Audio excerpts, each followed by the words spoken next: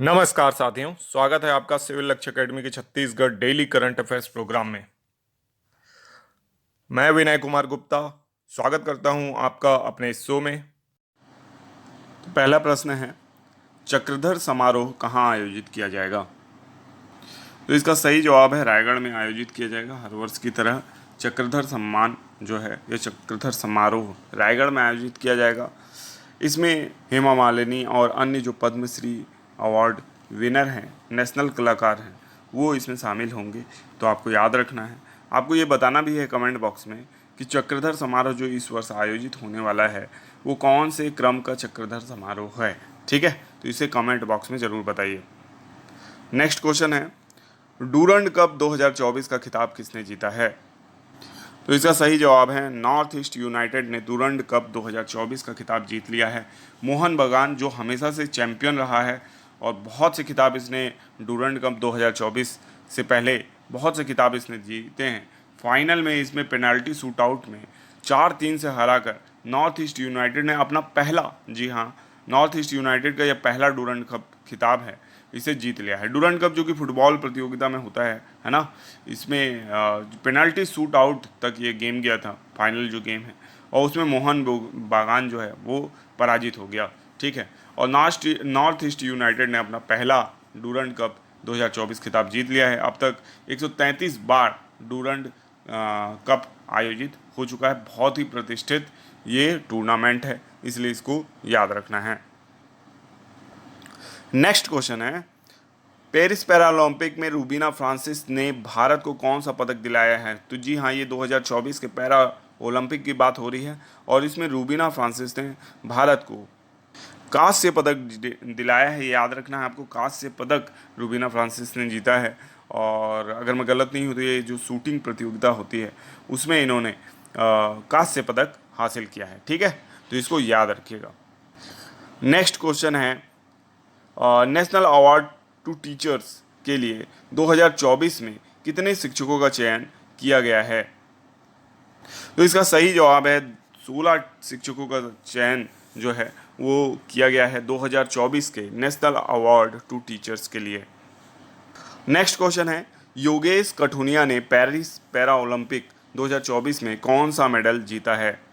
तो इसका सही जवाब है रजत पदक या सिल्वर मेडल इन्होंने हासिल किया है। और डिस्कस थ्रो जो है उसमें इन्होंने पैरा ओलंपिक में क्या जीता है? रजत पदक इन्होंने हासिल किया है, तो इसे भी याद रखना है। नेक्स्ट क्वेश्चन है, रेमन मैग्सेसे पुरस्कार 2024 कितने लोगों को प्रदान किया गया है? तो इसका सही जवाब है 5 लोगों को यह सम्मान प्रदान किया गया है, रेमन मैग्सेसे सम्मान 2024। ठीक है, तो इसको भी याद रखिएगा। नेक्स्ट क्वेश्चन है, पेरिस पैरा ओलंपिक 2024 में बैडमिंटन खिलाड़ी नीतीश कुमार ने कौन सा पदक जीता है? तो इसका सही जवाब है स्वर्ण पदक। पेरिस पैरा ओलंपिक 2024 में बैडमिंटन खिलाड़ी नीतीश कुमार ने स्वर्ण पदक हासिल किया है और देश को गौरवान्वित किया है। इनका नाम आपको याद रखना है। नेक्स्ट क्वेश्चन है, हाल ही में किन कंपनियों को नवरत्न का दर्जा दिया गया है? तो इसका सही जवाब है उपरोक्त दोनों, यानी SJVN और NHPC दोनों ही एनर्जी कंपनियां हैं, है ना, और इन दोनों को ही अब नवरत्न का दर्जा मिल चुका है। और ये जो कंपनियां हैं नवरत्न कंपनी बन गई हैं, इससे पहले मिनी रत्न कंपनियां थी। अब नवरत्न कंपनियों की टोटल संख्या जो है वो 25 हो गई है। नेक्स्ट क्वेश्चन है, अपराजिता महिला बाल विधेयक किस राज्य की विधानसभा में पेश किया गया? तो इसका सही जवाब है पश्चिम बंगाल। तो पश्चिम बंगाल में आप जानते हैं अभी कोलकाता में एक डॉक्टर के साथ बर्बरता की गई थी और बहुत ही जो दुखद घटना है आयोजित वहाँ पे घटित हो गई थी। उसके अब कह सकते हैं प्रयास, यानी उसके रिस्पांस में अपराजिता महिला बाल विधेयक प्रस्तुत किया गया है ताकि महिला अपराधों में कमी लाई जा सके। ये किस राज्य में किया गया है? पश्चिम बंगाल में किया गया है। नेक्स्ट क्वेश्चन है, पैरालंपिक 2024 में सुमित अंतिल ने कौन सा मेडल भारत को दिलाया है? तो इसका सही जवाब है गोल्ड मेडल। ठीक है, तो पैरा ओलंपिक 2024 में सुमित अंतिल ने भारत को गोल्ड मेडल दिलाया है, इसको भी आपको याद रखना है। और अगर मैं गलत नहीं हूँ तो सुमित अंतिल आपका जेवलिन थ्रो करते हैं, है ना, जेवलिन थ्रो भाला फेंक, और उसमें इन्होंने भारत को गोल्ड मेडल दिलाया है। ठीक है, तो इसको याद रखिएगा।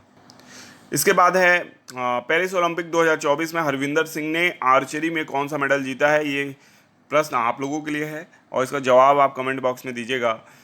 आपके ऑप्शन है स्वर्ण पदक, रजत पदक, कांस्य पदक और सांत्वना पदक। ठीक है, तो इसका जवाब आप कमेंट बॉक्स में ज़रूर दीजिएगा।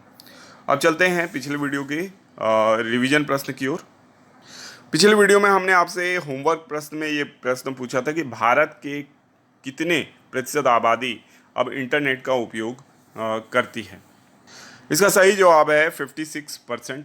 तो भारत की लगभग 56% आबादी जो है अब इंटरनेट का प्रयोग करती है। ठीक है, तो इसका सही जवाब है 56%। अब चलेंगे रिवीजन प्रश्नों की ओर।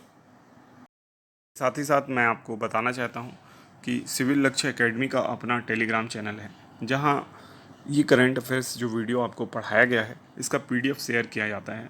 तो उस चैनल को आप ज्वाइन कर लीजिए, सिविल लक्ष्य एकेडमी नाम से ही है। इसका लिंक आपको डिस्क्रिप्शन में मिल जाएगा। इसके साथ ही साथ सिविल लक्ष्य एकेडमी नाम से हमारा इंस्टाग्राम चैनल भी है। इंस्टाग्राम में अगर आप हैं तो हमें ज्वाइन करके हम उसे सपोर्ट कर सकते हैं। वहाँ से भी आपको कुछ नॉलेजफुल वीडियोस प्रोवाइड कराई जाएंगी, शॉर्ट्स प्रोवाइड कराया जाएगा, तो उसको भी आप ज्वाइन कर लीजिए। साथ ही साथ एक्स में अगर आप हैं, एक्स मतलब ट्विटर में अगर आप हैं तो ट्विटर में भी हमारी प्रोफाइल बनी हुई है सिविल लक्ष्य एकेडमी। अभी उसमें फॉलोअर्स नहीं होंगे तो आप हमें सपोर्ट करके हमारे फॉलोअर्स वहाँ पे भी बढ़ा सकते हैं। ठीक है, तो सिविल लक्ष्य एकेडमी इस नाम को याद रखिए। इसी नाम से आपको फेसबुक, इंस्टाग्राम, ट्विटर एवं टेलीग्राम चैनल में क्या मिलेंगे, और प्रोफाइल्स मिलेंगी, चैनल्स मिलेंगे। ठीक है, थैंक यू। पहला प्रश्न है, वायु प्रदूषण के मामले में छत्तीसगढ़ का सबसे प्रदूषित जिला कौन सा है। तो इसका सही जवाब है दुर्ग। दुर्ग जिला वायु प्रदूषण के मामले में सबसे प्रदूषित जिला है। जो PM 2.5 के जो पार्टिकल्स हैं वो हवा में बहुत ज़्यादा है यहाँ, जिससे जो एयर क्वालिटी है उसमें बहुत ज़्यादा गिरावट आई है। सेकंड नंबर पे रायपुर है, जो कि राज्य की राजधानी भी है, और वायु प्रदूषण के मामले में ये दूसरे स्थान में है, दूसरा सबसे प्रदूषित जिला है। ठीक है, बेमेतरा, फिर बलौदाबाजार ये तीसरे चौथे स्थान पे है। ठीक है, तो ये भी याद रखना है कि दुर्ग पहले स्थान पे और रायपुर जो है वो दूसरे स्थान पर है। ठीक है, नेक्स्ट क्वेश्चन है, देश भर की 12 इंडस्ट्रियल स्मार्ट सिटी वाले राज्यों में कौन सा राज्य शामिल नहीं है। तो इसका सही जवाब है छत्तीसगढ़। छत्तीसगढ़ जो है वो शामिल नहीं है। ठीक है, 10 राज्य इसमें शामिल हैं, लेकिन उसमें छत्तीसगढ़ को शामिल नहीं किया है। ठीक है, 12 इंडस्ट्रियल स्मार्ट सिटीज़ बनाई जाएंगी। ये किसके तर्ज में होंगी, नोएडा के तर्ज पर होंगी, ग्रेटर नोएडा, है ना, गुड़गांव, इस टाइप के इंडस्ट्रियल जो आप कह सकते हैं स्मार्ट सिटीज़ बनाई जाएंगी। ठीक है, तो ये भी बहुत इंपॉर्टेंट है। इसमें छत्तीसगढ़ का कोई भी सिटी शामिल नहीं किया गया है। नेक्स्ट क्वेश्चन है कि विश्व प्रसिद्ध टोमेटिना फेस्टिवल कहाँ मनाया जाता है। तो इसका सही जवाब है स्पेन में। ठीक है, स्पेन में विश्व प्रसिद्ध टोमेटिना फेस्टिवल मनाया जाता है। अगर आपने ज़िंदगी ना मिलेगी दोबारा में वो गाना सुना होगा जिसमें टमाटर के साथ खेलते हैं और होली जैसा, ठीक है, तो वो टोमेटिना फेस्टिवल के बारे में ही है जो कि स्पेन में मनाया जाता है। ठीक है, तो इसको याद रखना है।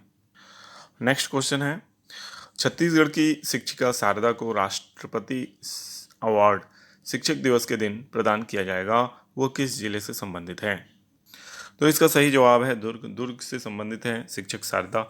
ठीक है, और ये मिडिल स्कूल में पदस्थ है वहाँ एक गांव में। ठीक है, और इन्होंने जो है डिजिटल टीचिंग जो कोरोना काल में बहुत ज़्यादा की थी, 2 से ज़्यादा मोहल्ला क्लास वगैरह इन्होंने ली थी, उसको अपलोड किया था। ठीक है, और जो टीचिंग एड्स है ना, TLM जो है वो भी 100 से ज़्यादा इनके TLM जो है वो कह सकते हैं स्वीकृत हुए राज्य शासन के द्वारा।